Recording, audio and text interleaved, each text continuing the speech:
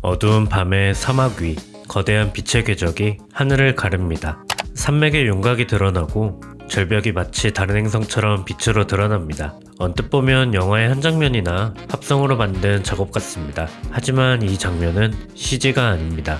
오직 카메라, 드론, 그리고 한 사람의 손끝에서 만들어졌습니다. 그는 밤 공기를 조명 삼아 시간을 캔버스처럼 길게 펼칩니다. 한순간의 셔터가 아니라 수분 혹은 수시간의 빛이 한 장의 이미지로 압축됩니다. 익숙한 땅은 낯설어지고 현실은 초현실로 변합니다. 이건 단순한 풍경 사진이 아닙니다. 존재할 수 없는 빛을 존재하게 만든 하나의 설계입니다.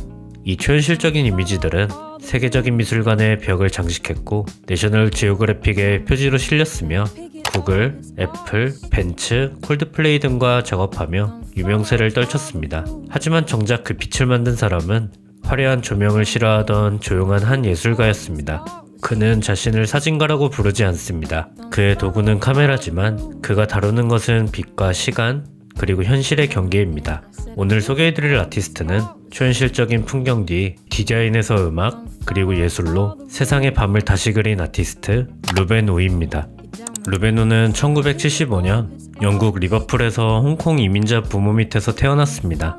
백인이 대부분이던 도시에서 그는 늘 약간의 거리감을 느끼며 자랐습니다. 하지만 그 외로움은 오히려 세상을 다르게 바라보게 만들었습니다. 사람보다 풍경이 더 편했고 도시의 소음보다 들판의 침묵이 더 익숙했습니다. 어릴 적 그는 주말마다 국립공원을 찾아 하이킹을 즐겼습니다. 시간에 따라 달라지는 그림자, 일몰 후에 깃드는 공기, 그곳에서 그는 처음으로 빛이라는 개념을 배웠습니다. 그에게 자연은 단순한 배경이 아니라 세상의 구조를 보여주는 첫 번째 교과서였습니다. 루벤 우는 시간이 지날수록 더욱 예술과 디자인에 관심을 갖게 됐는데요. 하지만 그는 예술이라는 분야가 현실성이 없다는 부모님의 조언으로 산업 디자인을 전공하게 됐습니다. 그리고 오히려 산업 디자인에서 배운 형태와 기능, 그리고 균형은 구조적 사고를 만드는 데 도움을 줘 훗날 그의 사진 속 빛의 도구에 그대로 남게 됩니다. 하지만 특이하게도 시작은 음악이었습니다. 그의 예술적인 감각은 디자인이 아니라 음악에서 먼저 돋보였는데요. 1999년 그는 친구들과 함께 전자음악 밴드 레이디트론을 결성했습니다. 공업도시 리버풀의 회색빛 정서를 디지털 신스 사운드로 바꿔놓은 그룹이었죠.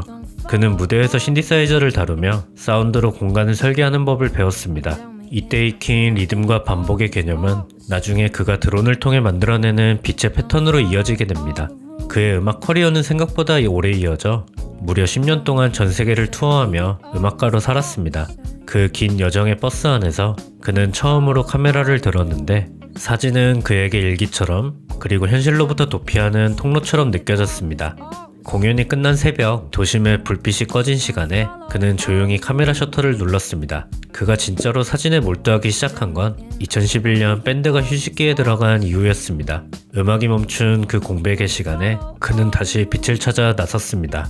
그는 어느 날 캘리포니아의 트로나 피너클스에서 트럭 헤드라이트가 암석을 비추는 순간을 보게 됐는데 그 빛은 인공적이었지만 그 안에 설명할 수 없는 신비로움이 있었습니다. 그때 그는 깨달았습니다. 자연의 아름다움은 때로 인공적인 빛으로 더 선명해진다. 그리고 그는 드론에 조명을 달기 시작했습니다. 밤하늘을 나는 빛의 붓으로 지형의 윤곽을 따라 선을 그리고 시간을 눌러 담았습니다. 그렇게 탄생한 시리즈가 룩스 녹티스, 그리고 그 다음 프로젝트 에어로글리프스였습니다. 룩스 녹티스는 밤의 빛이라는 뜻처럼 익숙한 풍경을 전혀 다른 차원의 공간으로 바꾸는 작업이었습니다. 그는 어둠 속에서 빛의 조각을 쌓아 올리며 현실에 존재하지 않는 풍경을 만들어냈습니다. 마치 한 장의 사진이 아니라 시간의 층위를 여러 겹 쌓아 만든 하나의 설치물처럼 보였죠. 이후 그는 빛의 이동 궤적 자체를 작품으로 확장했습니다. 드론이 그린 라인이 공중에 남으며 완성된 패턴, 에어로글리프스. 그건 단순히 풍경을 비추는 조명이 아니라 하늘 위에서 빛으로 남긴 사인이었습니다. 이렇듯 그의 드론은 단순한 촬영 장비가 아니라 움직이는 붙이자 악기였습니다. 이 작업들은 곧 세계미술계의 주목을 받았습니다. 구겐하임, 더 맷, 모마 같은 미술관들이 그의 작품을 소장했고 내셔널 지오그래픽은 그에게 스톤헨지의 밤을 맡겼습니다. 그는 고대의 유적 위로 드론을 띄워 수천 년의 시간을 단 한 장의 빛으로 압축해냈습니다. 그의 작품이 특별한 이유는 단순히 기술 때문이 아닙니다. 루베누는 드론을 빛을 그리는 도구로 사용했지만 그가 진짜로 다룬 건 시간과 감정, 그리고 기억의 잔상이었습니다. 그는 현실과 허구의 경계를 넘나들며 지구의 풍경을 마치 다른 행성처럼 보여줬습니다. 그리고 그 낯선 이미지를 통해 우리가 너무 익숙해진 세상을 다시 바라보게 만들었습니다. 그의 여정은 그렇게 빛으로 세상을 다시 쓰는 과정이었습니다. 루베누는 자신을 사진작가라고 부르지 않습니다. 카메라는 단지 도구일 뿐 그가 다루는 건 빛, 시간, 그리고 우리가 세상을 보는 방식입니다. 그는 이렇게 말했습니다. 기술은 목적이 아니라 내가 말하고 싶은 언어다. 드론, 조명, 장노출 같은 도구들은 그가 이야기를 꺼내는 문장에 가깝습니다. 중요한 건 그 언어로 무엇을 표현하느냐였죠. 뮤지션 시절에 익힌 리듬감은 지금도 그의 작품 속에 살아있습니다. 드론의 궤적은 마치 멜로디처럼 흐르고 노출의 길이는 음의 여운처럼 이어집니다. 그래서 그의 사진은 소리가 없어도 리듬이 느껴집니다. 그리고 산업 디자인에서 배운 감각, 형태와 균형, 구조적인 사고, 그건 그의 작업을 지탱하는 또 다른 축이 되었습니다. 빛의 방향, 구도, 노출, 모든 게 계산되어 있지만 결과는 언제나 감성적입니다. 그는 늘 덜어내는 것을 중요하게 여깁니다. 무엇을 더할까 보다 무엇을 지울까를 먼저 생각합니다. 그래서 그의 사진에는 불필요한 장식이 없습니다. 조용한 화면 속 어둠이 남긴 여백이 오히려 강한 긴장을 만듭니다. 그는 말합니다. 어둠은 빛의 반대가 아니라 빛을 드러내는 방법이다. 그의 촬영은 한 장면을 얻기 위한 기다림의 연속입니다. 하룻밤에 단 한 컷. 그는 바람의 방향, 드론의 고도, 배터리 시간까지 모두 기록합니다. 완벽하게 준비된 계획 속에서 우연히 생기길 기다리죠.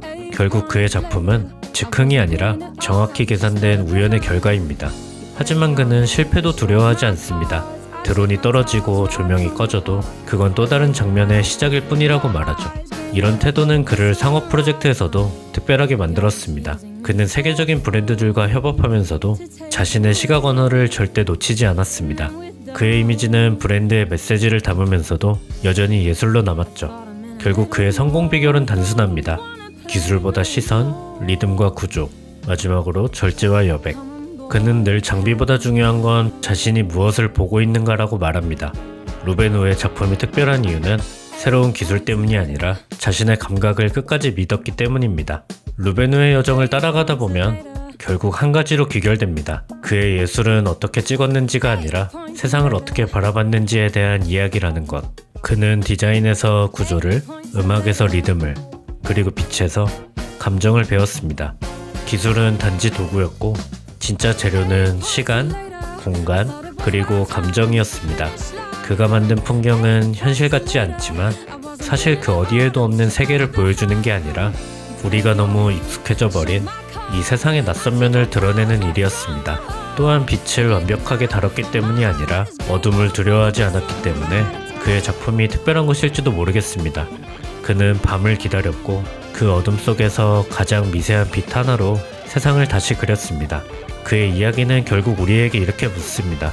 지금 당신이 바라보는 세상은 어떤 빛으로 만들어져 있나요? 그리고 여러분이라면 어떤 빛으로 세상을 그릴 건가요? 비주얼리즘이었습니다. 감사합니다.